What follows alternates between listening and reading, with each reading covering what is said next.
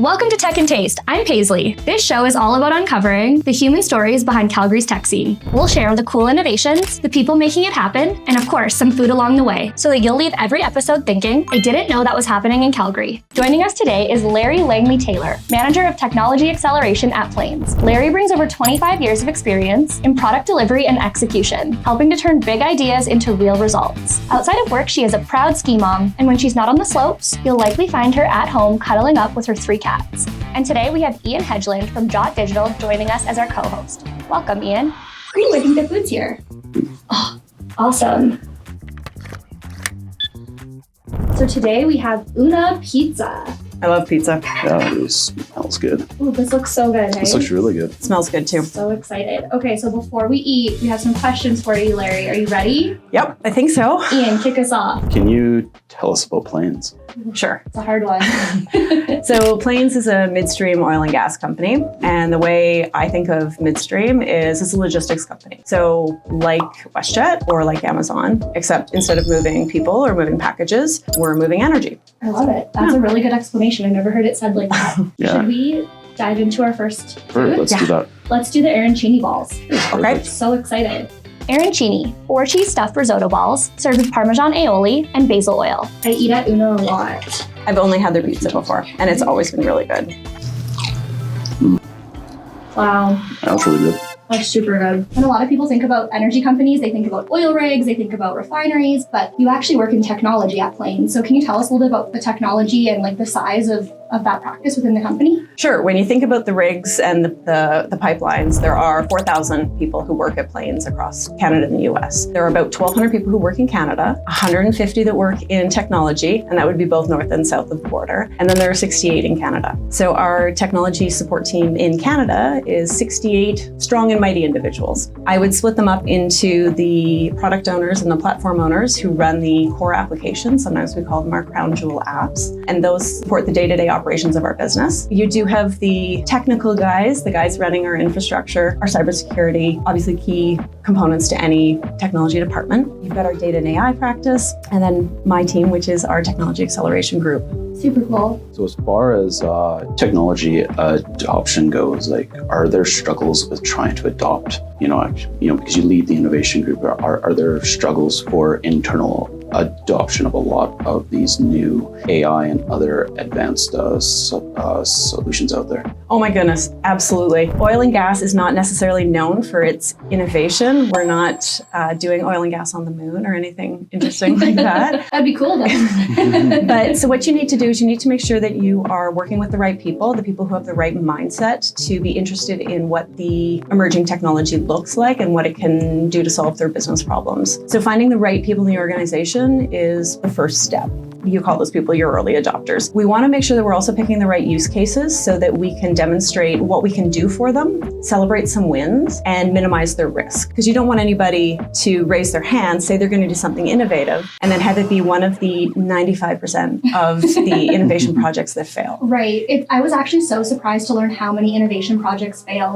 So what are some of the tools you use to ensure meaningful adoption at the very ground levels? You need to change the way people do business. So one of the things I hear all the time is that AI is coming for our jobs. It's not coming for your job. It's coming for your low-value tasks. So you need to think of a new way to work. But if we're going to give you a solution that gives you a new way to work, you need to actually use it. You need to include it into your daily practice. You need to include it in your day-to-day operations. So what we need to do is we need to work collaboratively with those stakeholders. Again, finding the right stakeholders and bringing them along in the whole process with us, straight from the ideation through alpha, beta, feasibility. You want to make sure that they understand what it is that we're developing. Their understanding of what they've asked for can also change along the way. So they might see what we've developed for them, and it's not what they thought they'd asked for. So you pivot, you redo requirements, it's just iterative development, and then you give them the next version. And you say, is this a bit more aligned with what you thought you were going to get? So it really follows basic product management principles, which is probably not something a lot of people think about within the confines of such a large company. Like we think of that more like I'm doing a tech startup, but you're kind of a tech startup within Plains. You're trying to move the dial just like 3% at a time. And the challenge can be that when you talk about these iterative development cycles, some people might view that as throwaway work. I don't think it's throwaway. I think there's always something that you learn, and you're not going to get it right the first time. When you're working with AI and emerging tech, again, people don't necessarily know the art of the possible. So what's the saying? Like, if you ask somebody for faster transportation, they would have asked for a faster horse. Like, yeah, if you would have asked people what they wanted when cars were coming out, they would have said faster horses. Yeah, and that's really the mindset that some people get stuck in. So you need to figure out, how do you show them how to grow the way that they're thinking about solving their problems. That's really cool. That's good. So as technology evolves here, where do you see actually the biggest opportunities, like as far as AI and other technologies to actually help your business out? There are lots of really, really cool things that we could be doing, but you do need to make sure that you're demonstrating your value and your ability to deliver before you jump into some of those high risk areas. Drones would be amazing, but we're not gonna start there right away. So what we're doing is, right now we're actually finding success with document management. It's something that we can get our arms around and deliver value to the business units fairly quickly, and it uses that AI magic wand that they have sort of envisioned in their minds. Sure, we can try the salad. Yeah, let's try the salad. Kale Caesar salad. It's kale, tossed in the house Caesar dressing, topped with garlic roasted panko, crispy prosciutto, pecorino cheese, all topped with a hard-boiled egg. Okay, so this is one of Una's most popular things. It has a cult following. That's really good. I love kale salad. Is that bacon? Yeah, it is. I was gonna say that's a lot I of love bacon. a bacon salad. That's a lot of bacon. Hold the lettuce, give me more bacon. This is my go-to at home. So good. Can you give us an example of our recent project they had a lot of success on? Yeah, absolutely.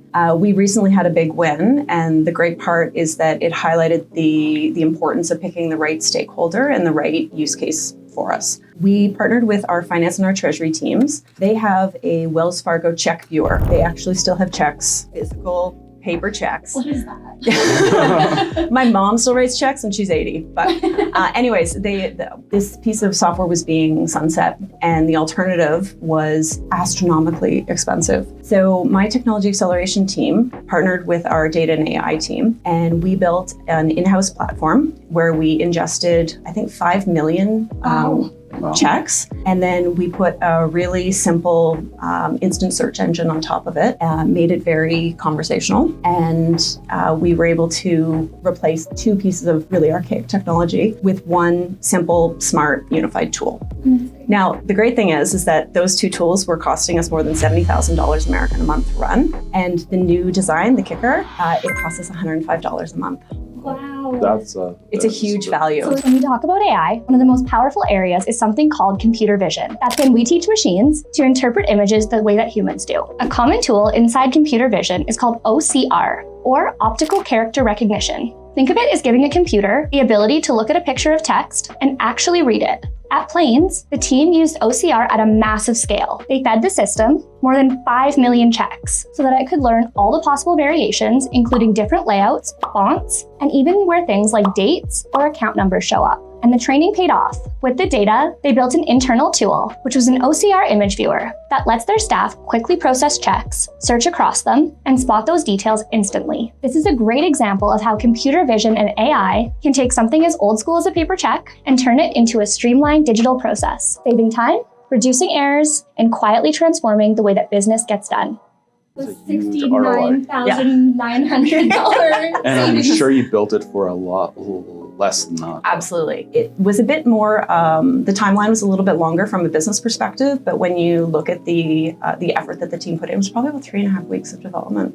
That's a really good ROI. Probably what it would have taken to onboard into a new tool. Yeah. Now, are you looking at that actually before you start a project the ROI on your projects, understanding what is expected in terms of ROI? So that's the fine balance for me. When you're starting up an innovation team, innovation has bad connotations to it. So again, you want to make sure that you're focusing on the things that you're going to have success with. So my team specifically was put together to focus on solving high value business problems using AI and emerging tech. So straight out of the gate, the value and the ROI of solving a business problem is one of our first KPIs. So now we have our main course. We have the pizza. The local pizza. It has fennel sausage, crispy bacon, and smoked mozzarella, topped with maple syrup and cracked black pepper. This one also has bacon on it. Are you ready? I love bacon. I'm so excited. Ooh, and they also gave us some of their famous hot oil. Do you guys like hot oil? Oh, I do. Okay, let's grab that. I'm going to try some with and some without. So the first bite It's with really good. chili oil. Pour it on. Just go for it. Pour it on. There we go. Do you like spicy, Ian? I do. Yeah, cool, thank you. You used about a third of what I used. I know, I saw you put that on. I was a little scared. This is We're like, hot. we're really on hot ones now. Yeah, Mm. that's actually not as hot as I was expecting. No, it's perfect. The end of my tongue might disagree with you. Oh, really? You did put a lot on. I did put a lot on. Yeah, no, it's really good. Okay, so Larry, I've heard you say the phrase a few times that you bring a little bit of sheriff to the Cowboys. Can you tell us what that means? We start to talk about value realization. Wait, put this hat on, it'll be so funny.